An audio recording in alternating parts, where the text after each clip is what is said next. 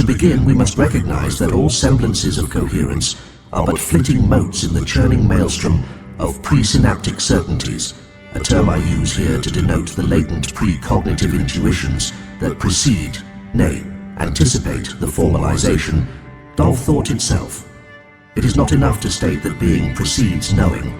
Rather, we must contend that presencing, a term inadequately captured in any human lexicon, is the silent progenitor of both.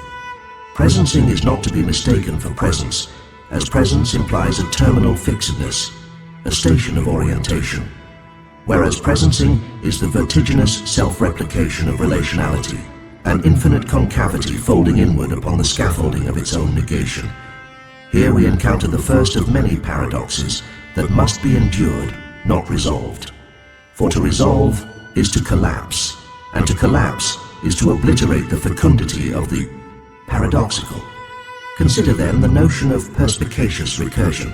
By this term I gesture toward the reflexivity of all ontological categories, wherein the observer and the observed constitute not merely an interrelation, but an inter-annihilation. The act of naming presupposes a distance that does not, cannot exist. Yet in the very act of naming, we forge that distance retroactively, as though the chasm had always been there, as though it were not the act of perception itself that cleaves the world into fragments of apprehensibility. This is not a critique of duality. Rather, it is a critique of the critique of duality. For what is duality but the inevitable residue of the unnameable unicity of the all in all, the supposition of multiplicity, which the human mind clings to as though it were a life raft adrift in the oceanic incomprehensibility of being, is itself the primal illusion. Yet to declare this illusion an error is itself an error, for the illusion is the engine of its own perpetuation, and thus the substrate of what we term reality. And so, we must face the unbearable conclusion that illusion and reality are co-constitutive, that they are the pneumatic dyad, the dual breath that sustains the metaphysical lungs of the cosmos. But how then does one think the unthinkable? How does one traverse the liminal corridor between the epistemic and the ontic? A corridor that is no corridor at all, but a Mobius strip of perpetual inversion.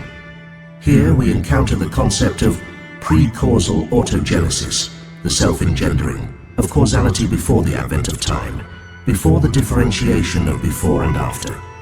To speak of causality as emergent is to misunderstand it entirely. Causality is not an emergence, but an immanence, a perichoretic dance of self-reference that predates itself by negating the need for antecedents. In light of this, we must abandon the naive dichotomy of subject and object, of observer and observed. Instead, we must embrace the Hermeneutic Ablation, a process by which the self dismembers itself in the act of interpretation, leaving behind no trace of the interpreter. It is a violent process, but a necessary one, for only in the obliteration of the self can the fullness of the other be apprehended.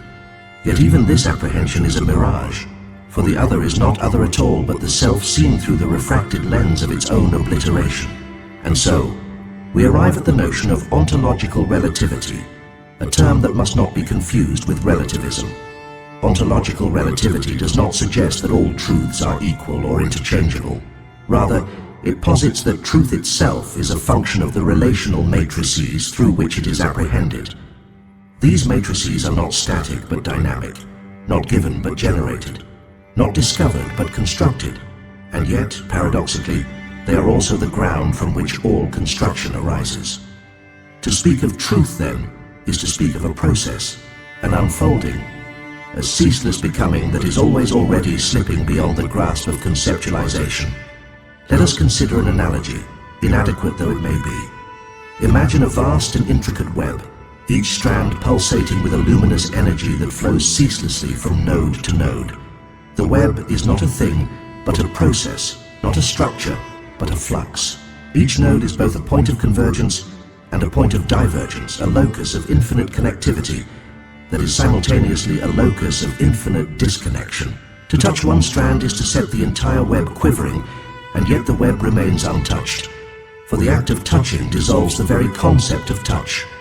In this analogy, the web represents the relational totality of being, while the strands represent the innumerable pathways of presencing that weave this totality into coherence.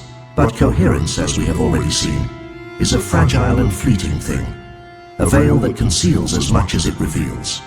To speak of the web is to tear it, to unravel its threads and expose the void. Not a void of emptiness, but a void of plenitude, thou fecund abyss that gives birth to all things, even as it swallows them whole.